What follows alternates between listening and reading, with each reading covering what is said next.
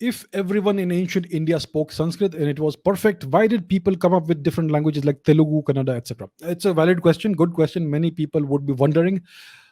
Look, Sanskrit is the ancient cultural and civilizational language of India.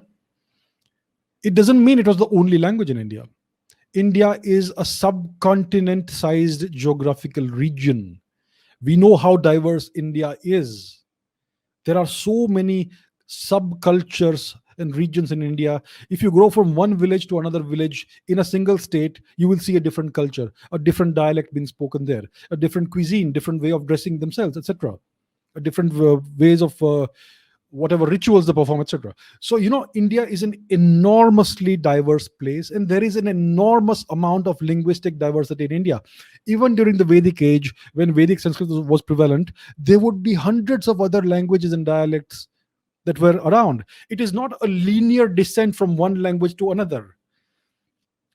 In a small region, let's say a small European country, you would have that sort of thing. For example, in Italy, you had ancient Latin, then you had classical Latin, and then it became Italian. And even in a small place like Italy, you had other languages too. The Sardinian language, and various other languages. Those were wiped out eventually by the predominance of Latin, because this was a hegemonic society. In a vast society like India, you had hundreds of languages flourishing all the time in parallel with each other.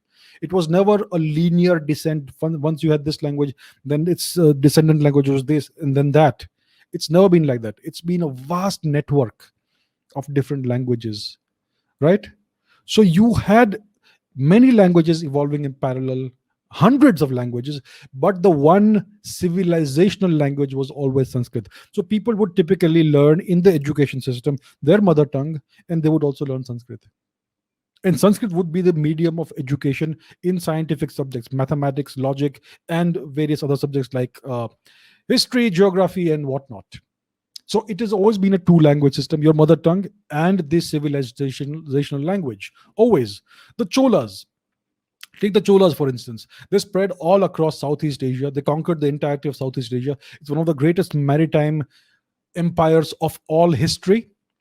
And which language did they propagate all across these regions? It was Sanskrit, not Tamil. And some people will say that there is Tamil being spoken in Singapore and Malaysia, etc. That is because of Tamil influx during the British occupation of this region. It is not because of the Cholas. The Cholas spread Sanskrit everywhere. Tell me something. Do the people of Indonesia have Tamil names or Sanskrit names? Do the people, the kingdoms in Cambodia, Malaysia, uh, Vietnam, etc., in the Philippines and all these regions, and in Indonesia also, did these kingdoms have Tamil names or Sanskrit names? Sanskrit.